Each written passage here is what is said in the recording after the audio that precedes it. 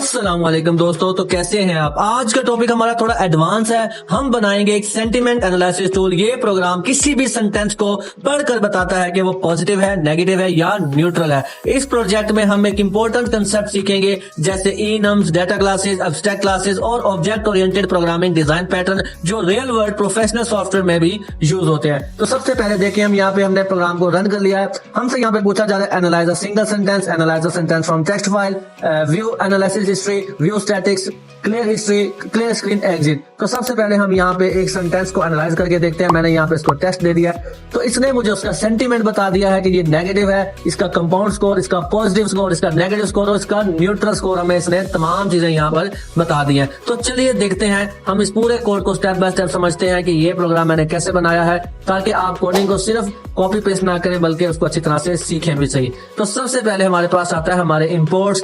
यहाँ पे हमने OS, JSON, date and time और इसके अलावा हमने एबीसी इंपोर्ट किया है, डाटा क्लासेस इंपोर्ट किए हैं, इनम इंपोर्ट किया है, टाइपिंग इंपोर्ट किया। अब बारी बारी देखते हैं। इसके अलावा एनएलटीके, ठीक है, नेचुरल लैंग्वेज ट्रांसलेट टूलकिट, ठीक है, ये हमारे पास जो है हमने यूज किया है। अब सबसे पहले बात करते हैं ओएस की, ठीक है। ओएस, जेसन और data time file handling data save करने के वक्त यूज के लिए होती है, ठीक है। एबीसी से कैपिटल एबीसी या स्मॉल एबीसी, ठीक है। एब्स्ट्रैक्ट मेथड, ये हमें एब्स्ट्रैक्ट क्लासेस बनाने देते हैं, यानी कि ऐसी क्लासेस जो सिर्फ एक ब्लूप्रिंट होती हैं, खुद यूज नहीं होती, ठीक है। उसके बाद हमारे पास डाटा क्लासेस, ठीक है। Data classes, data class, field, ASD, ये ऐसी आसानी से एक ऐसी क्लासेस बनाने देते हैं जो सिर्फ डाटा स्टोर करती हैं बिना बहुत सारे बॉयलर प्लेट कोड लिखे, ठीक है। इनम से इनम फिक्स ऑप्शन का सेट बनाने के लिए यूज किया जाता है, पॉजिटिव या नेगेटिव या न्यूट्रल। इसके बाद टाइपिंग से लिस्ट, टाइप हिंट के लिए ताकि कोड क्लियर रहे कि कौन सा वेरिएबल किस टाइप का है, ठीक है। एनएलटीके, ये एक famous natural language processing tool की है, ठीक है। ये लाइब्रेरी टेक्स्ट को समझने में हेल्प करती है, ठीक है। उसके बाद हमारे पास आ जाता है वेडर लेक्सिकन डाउनलोड करना, ठीक है। ये हमारे पास क्या है, वेडर एक pre train sentiment analysis tool है जो एनएलटीके लाइब्रेरी के अंदर आता है। इससे काम करने के लिए एक लेक्सिकॉन फाइल चाहिए होती है, एक डिक्शनरी जिसमें हर लफ्ज की सेंटीमेंट वैल्यू पहले से मौजूद है। ये कोड चेक करता है कि ये फाइल कंप्यूटर में मौजूद है या नहीं है। अगर नहीं है तो ऑटोमेटिकली डाउनलोड कर लेता है। इस तरह प्रोग्राम ऑफलाइन भी काम कर सकता है एक दफा डाउनलोड होने के बाद, ठीक है। उसके बाद हमारे पास सेंटीमेंट्स आ जाते हैं। ये हमारे सेंटेंस के वो पार्ट है जो कि बताए जाते हैं कि आपका सेंटेंस पॉजिटिव है, नेगेटिव है या न्यूट्रल है, ठीक है। इसके बाद हमारे पास आ जाते हैं हमारा डाटा क्लास का फंक्शन, ठीक है।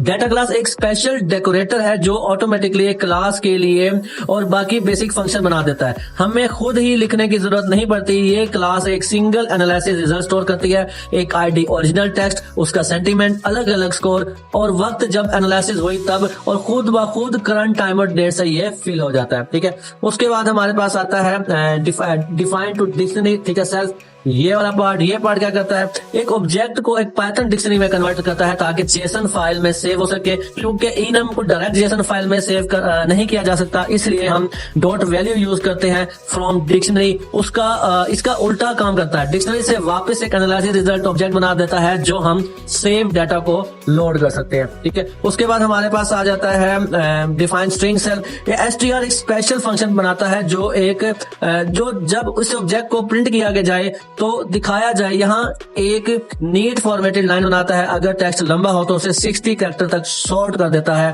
ताकि बिल्कुल जो है वो अच्छा आपका जो है वो आउटपुट लगे। उसके बाद हमारे पास आ जाता है एब्स्ट्रैक्ट रिपोजिटरीज, ठीक है। ये हमारे पास आ जाती है एब्स्ट्रैक्ट मेथड जिसको मैंने आपको ऊपर बताया था।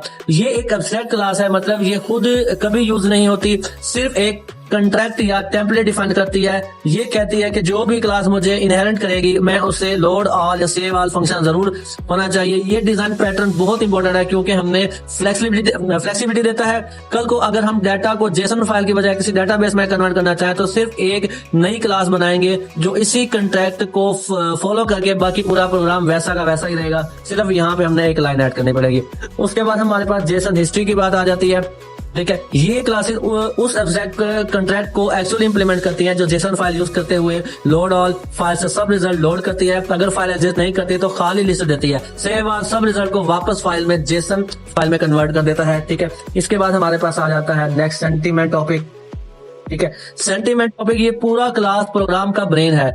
ये एक रिपोजिटरी लेती है जो हमें डाटा लोड सेव करने देती है, ठीक है। वेडर का ऑब्जेक्ट बनाती है और पूरी हिस्ट्री लोड कर लेती है, ठीक है। इसके बाद हमारे पास नेक्स्ट आईडी, ये फंक्शन अगला अवेलेबल आईडी निकालता है। अगर हिस्ट्री खाली है तो 1 देता है, वरना सबसे बड़ा एग्जिस्टिंग आईडी लेकर उसमें 1 ऐड कर देता है। ठीक है, इसके बाद हमारे पास स्टैटिक मेथड। ठीक है, ये वेटर का एक कंपाउंड स्कोर देता है जो -1 से +1 के दरमियान होता है।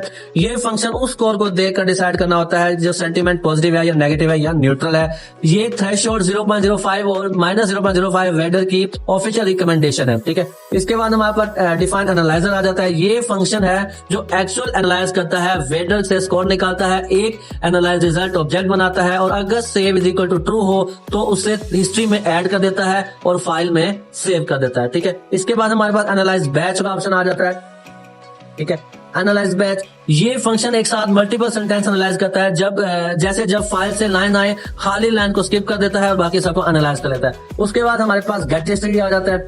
गेट हिस्ट्री और हमारे पास ये क्लियर हिस्ट्री तक, गेट हिस्ट्री से लेके क्लियर हिस्ट्री तक ये क्या काम करता है? गेट हिस्ट्री पूरी हिस्ट्री वापस कर देता है, स्टैटिक्स और ऑल स्टैट्स कैलकुलेट करता है, टोटल कितने एनालाइज हुए, हर सेंटीमेंट की count, average, compound score, clear history सब मिलाकर एक फाइल भी अपडेट कर देता है। इसके बाद हमारे पास सेंटिमेंटल एनालिसिस CLI, ये इस पार्ट का, ये हमारे प्रोग्राम का सबसे बड़ा पार्ट है।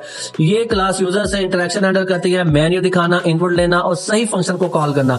ये सेंटिमेंट सर्विस को यूज करती है एक्चुअल काम करने के लिए। इस सेपरेशन को सेपरेशन ऑफ कंसर्न कहते हैं, मतलब UI और बिजनेस लॉजिक अलग अलग रखी गई है। ठीक है, ये प्रोग्राम का मेन लूप है।